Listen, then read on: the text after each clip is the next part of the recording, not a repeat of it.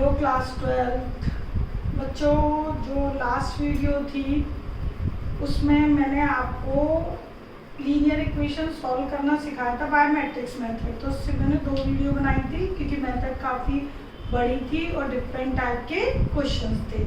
ठीक है, अब आपको ये जो मैट्रिक्स मेथड है ये मैं होमोजीनियस लीनियर इक्वेशंस पे कैसे अप्लाई करना है, होमोजीनियस लीनियर इक्वेशंस क्या होती हैं, तो वो मैं आपको आज बताऊंगी। ठीक है, और बेटा आपका जो भी प्रीवियस वर्क है आप लोग एनसीईआरटी का जो सोल्यूशन है वो डाउनलोड करके और डायरेक्ट कॉपी पेस्ट करके चेक कराओ, तो ये बिल्कुल गलत है। क्योंकि जब तक आप वीडियो देख के खुद क्वेश्चंस नहीं करोगे, ठीक है, आपको कभी भी मैथ्स नहीं आएगा।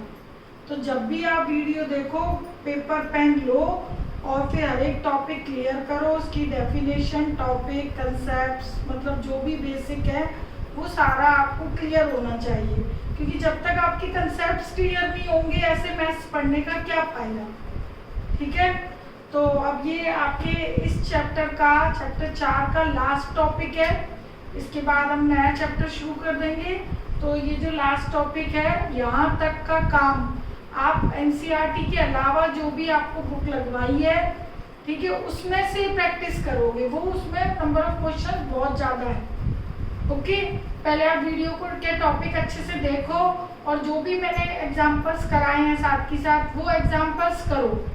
वो एग्जाम्पल करोगे तभी आप एक्सरसाइज के क्वेश्चंस कर पाओगे। क्योंकि वो सारे क्वेश्चंस भी हमने कहाँ से लिए, हमने भी एक्सरसाइज से लिए हैं। ठीक है, एक्सरसाइज से, एग्जाम्पल से। बट आप लोग बहुत कम प्रैक्टिस कर रहे हो, इस टाइम का प्रॉपर यूटिलाइज कीजिएगा। ठीक है, अब देखिए ये आपका जो होमोजीनियस लीनियर इक्वेशंस क्या होता है, तो हम एक सिस्टम कंसीडर करते हैं। Consider a system of homogeneous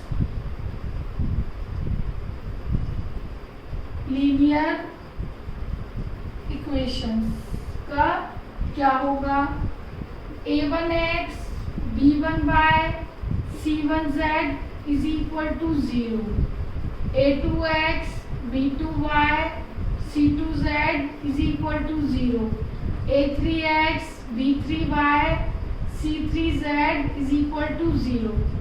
जिस सिस्टम में, लीनियर इक्वेशन के सिस्टम में सभी में कांस्टेंट टर्म सारी 0 0 हो, वो system homogeneous linear equation system कहलाता है। ठीक है, तो ये आपकी होमोजीनियस लीनियर इक्वेशंस है। इनको सॉल्व कैसे करेंगे, तो देखिए ए मैट्रिक्स आप हमेशा किसका लेते हो, पहले की तरह कोफिशिएंट का। तो ये भी मैंने किसका ले लिया, कोफिशिएंट का। ठीक है, और एक्स मैट्रिक्स किसका लेते हो, वेरिएबल्स का, वो भी ले लिया। और बी मैट्रिक्स किसका लेते हो, कांस्टेंट का। अब बिकॉज ये सारे कांस्टेंट 0 है, तो जिसकी कांस्टेंट जो आपका मैट्रिक्स है उसके सभी एलिमेंट्स 0 0 है, तो इस मैट्रिक्स को आप 0 मैट्रिक्स कंसीडर करोगे। ओके, जनरली क्या होता है, आप लिखते हो matrix equation ax is equal to b लिखते हो, लेकिन अब यहाँ पर ax इज इक्वल टू क्या लिखोगे, 0 मैट्रिक्स। ओके, तो यहाँ पर मैट्रिक्स इक्वेशन की फॉर्म क्या होगी, देन मैट्रिक्स इक्वेशन आपकी बनेगी a into x is equal to 0, b की जगह क्या आ जाएगा, 0 मैट्रिक्स। तो इस वाले का सोल्यूशन आप लोग क्या लिखते थे, x बराबर a इनवर्स b, तो नेचुरल का क्या लिखोगे, a इनवर्स 0। ओके, तो इसका रिजल्ट क्या लिखोगे, a इनवर्स इंटू 0 मैट्रिक्स। अब बात ये आती है कि a इनवर्स निकालने के लिए डिटर्मिनेंट एक ही कंडीशन आती है। डिटर्मिनेंट ए है हो सकता है नॉट इक्वल टू 0 और हो सकता है इज इक्वल टू 0। तो दो कंडीशन होमोजीनियस में भी आएंगी, तो वो कंडीशन पे हम बात करते हैं। तो वो मैं यहाँ लिख रही हूँ। तो ए इनवर्स तो तभी एग्जिस्ट करेगा। अब कई में से आपका दिमाग ये भी चल रहा होगा कि ए इनवर्स इंटू 0 तो क्या हो जाना चाहिए, 0 मैट्रिक्स। बट मैं इसको 0 मैट्रिक्स तभी लिख सकती हूँ जब determinant A not equal to 0, क्योंकि डिटर्मिनेंट ए यदि 0 हो गया तो केस अलग हो जाएगा। ठीक है, तो ये सॉल्यूशन निकालने से पहले हम डिटर्मिनेंट ए की कंडीशंस करते हैं और इस रिजल्ट को अभी यहीं पर छोड़ते हैं। ठीक है, now if we find determinant A, then two possibilities arise। तो दो पॉसिबिलिटी आती हैं, वो कौन कौन सी होंगी। First, determinant A not equal to 0, that is A is non singular. ठीक है, तो नॉन सिंगुलर होगा, देन इक्वेशंस हैव, मतलब homogeneous equations, homogeneous linear equations have only one solution. वो वन सोल्यूशन होगा x is equal to 0 matrix. ठीक है, that is x0, y0 और z0। इसका मीनिंग ये, वहां पर लीनियर इक्वेशन का केवल एक सोल्यूशन होगा कि मैट्रिक्स जो x है वो 0 मैट्रिक्स होगा। x मैट्रिक्स मतलब वेरिएबल x y z का मैट्रिक्स। ओके, उसका हर एक एलिमेंट की वैल्यू 0 0 होगा। ऐसे सोल्यूशन को कहते हैं, this solution known as trivial solution, known as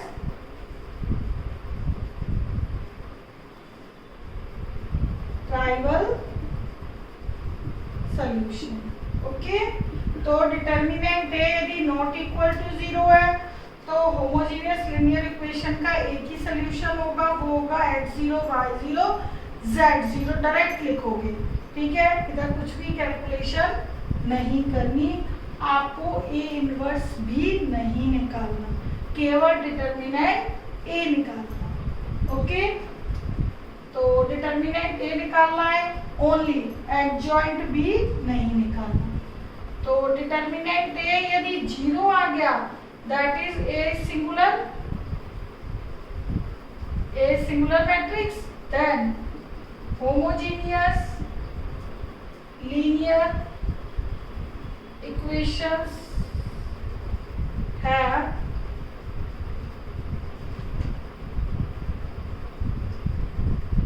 infinite solution। okay, और this solution is known as non-trivial solution, non-trivial solution। Okay, तो दो कंडीशन है इधर, तो दोनों कंडीशन को हम सॉल्व करने के लिए एक एग्जांपल लेते हैं। तो देखिए, मैं यहाँ पर एक एग्जांपल लेती हूँ, कोई भी ले लेते हैं। x plus 2y minus z, 2x minus y plus z, minus x plus y minus plus 2z ले लो, ये ले लिया मैंने। ठीक है, इट इज होमोजीनियस। क्या देख के पहचान जाओगे, कांस्टेंट टर्म 0 0 है। ठीक, तो आपको 3 मैट्रिक्स पहले कंसीडर कर लोगे, 1 2 -1।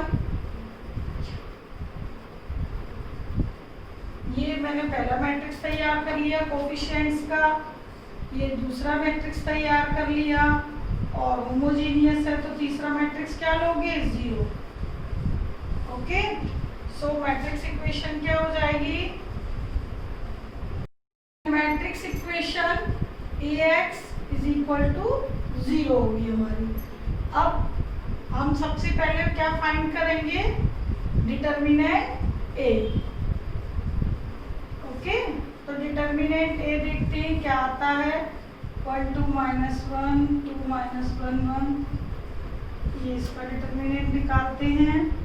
2 -1 यानी कि -3, और 2 का 2 + 1 + 3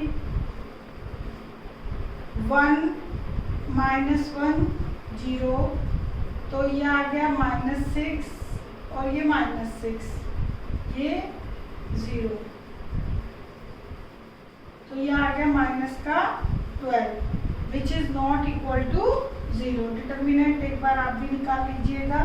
तो अब आप सीधे क्या लिखोगे, since determinant A not equal to 0 है, तो मैंने क्या बताया, system have trivial solution, system have trivial solution, that is x is equal to 0, यानी कि x की वैल्यू भी 0, y की वैल्यू भी 0 और z की भी 0। बस ये आंसर है, छोटा सा क्वेश्चन है, तो बस आपको डिटर्मिनेंट A चेक करना है। नॉट इक्वल टू 0 है तो सिस्टम का ट्राइवल सॉल्यूशन होगा। ट्राइवल सॉल्यूशन मतलब एक x की वैल्यू भी 0, y भी 0 और z भी 0, ठीक है। तो ये आपका determinant A not equal to 0 का हो गया।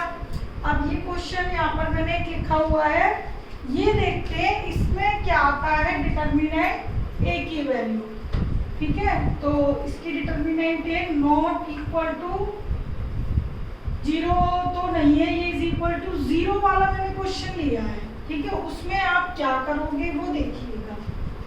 तो सेकंड क्वेश्चन का जो सिस्टम है, 3x + 2y + 7z is equal to 0, 4x 3y 2z is equal to 0, and 5x 9y is equal to 23, z is equal to 0।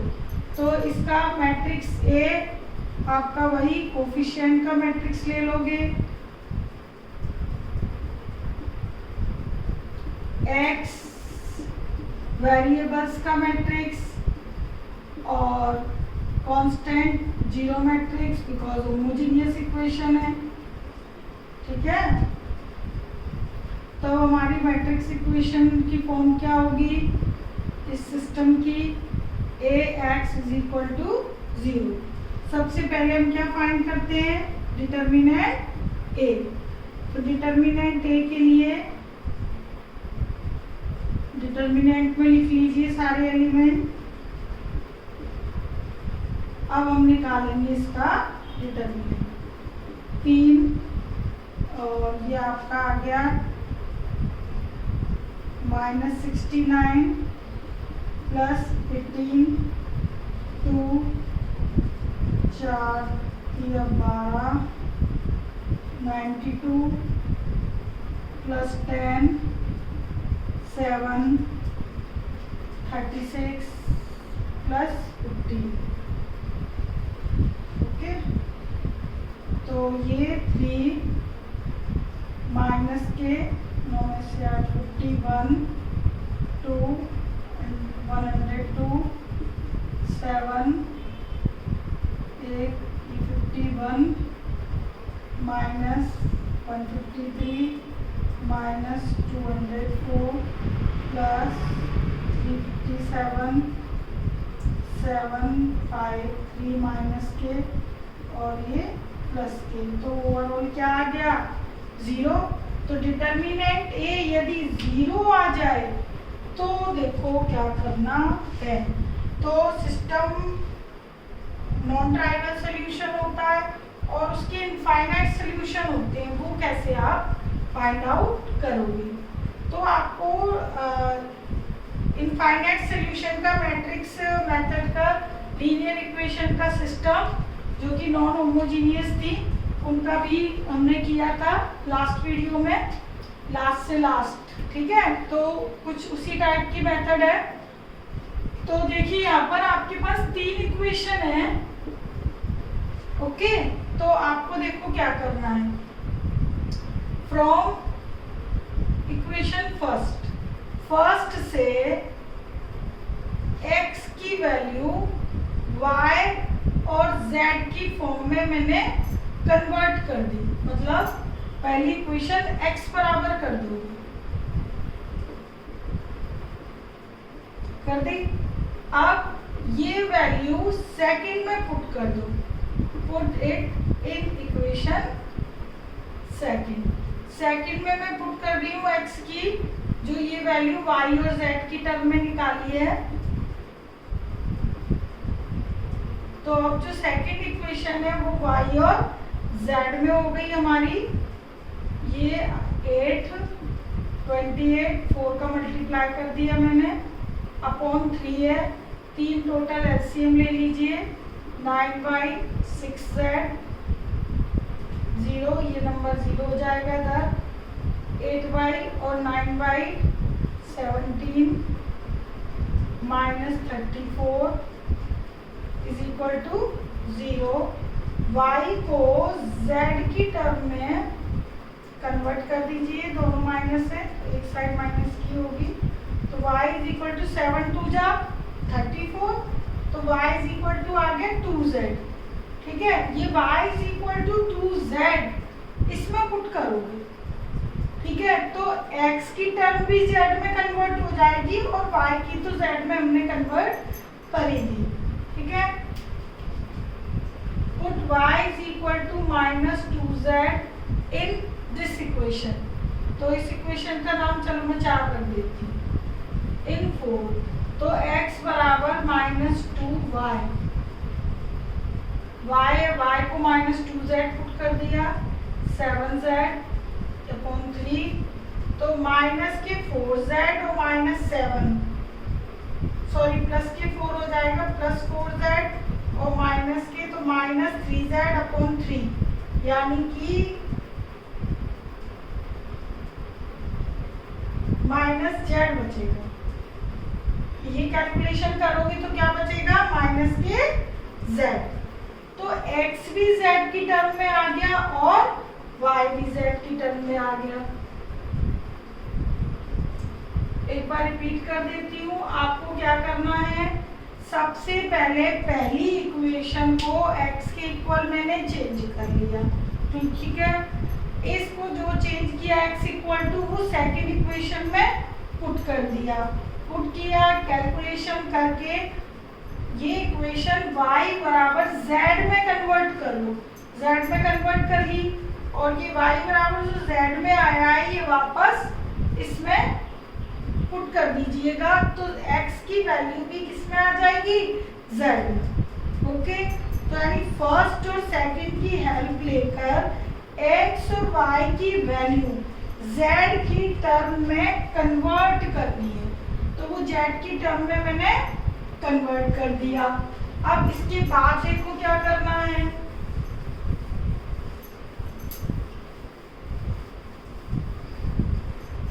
ये कन्वर्ट करने के बाद आप देखो let z is equal to k be the any real number, any arbitrary, आपकी इच्छा का कोई भी नंबर, any arbitrary real number, any scalar.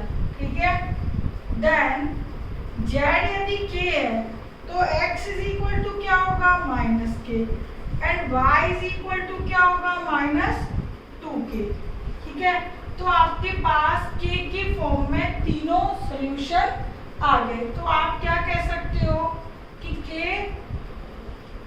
since k is any arbitrary real number, therefore system can have many, या infinite, कुछ भी लिख लीजिए।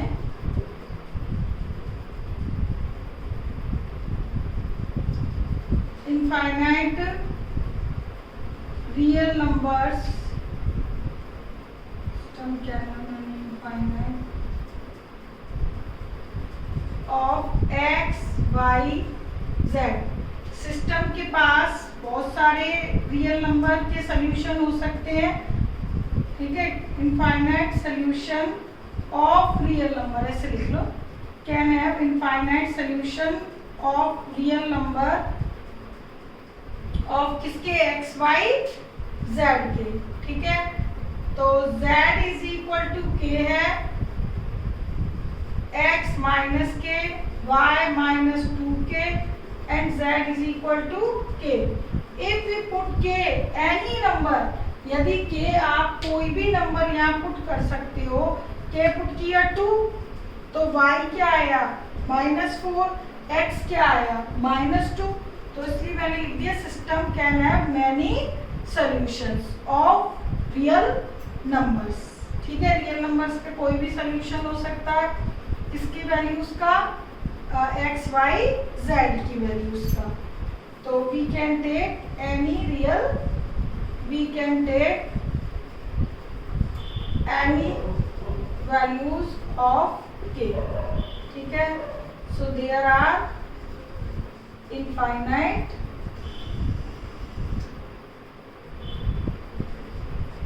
सॉल्यूशंस। तो जो भी सॉल्यूशन होंगे के की फॉर्म में होंगे, तो ये आपका के का सॉल्यूशन है और यहाँ पर के की कोई भी वैल्यू आप ले सकते हो, ठीक है। तो ये इसमें होमोजीनियस में सिर्फ दो ही टाइप के क्वेश्चंस होते हैं, एक तो डिटर्मिनेंट है इज इक्वल टू 0 और एक डिटर्मिनेंट है नॉट इक्वल टू 0, ठीक है। तो ये आपका लास्ट टॉपिक था इस चैप्टर का। अब जो मैट्रिक्स मेथड के आपके प्रॉब्लम क्वेश्चंस हैं, वर्ड प्रॉब्लम, वो तो अब मैं वर्ड प्रॉब्लम एक एक लिखूंगी, बहुत टाइम जाएगा। तो आपकी बुक में जितनी भी वर्ड प्रॉब्लम है उनकी इक्वेशंस बनाइए, ठीक है। और वो word problem by matrix method ही सॉल्व करना है, ठीक है। और वर्ड प्रॉब्लम जितनी भी आपकी आती हैं वो सारी यूनिक सोल्यूशन वाली आती हैं, ठीक है। इनफाइनाइट, मैनी या होमोजीनियस टाइप की नहीं होती, ओके। तो आपके सिलेबस में यूनिक सॉल्यूशन है, तो वर्ड प्रॉब्लम केवल यूनिक सॉल्यूशंस की वाली मेथड से ही करोगे, ओके। Take care, bye.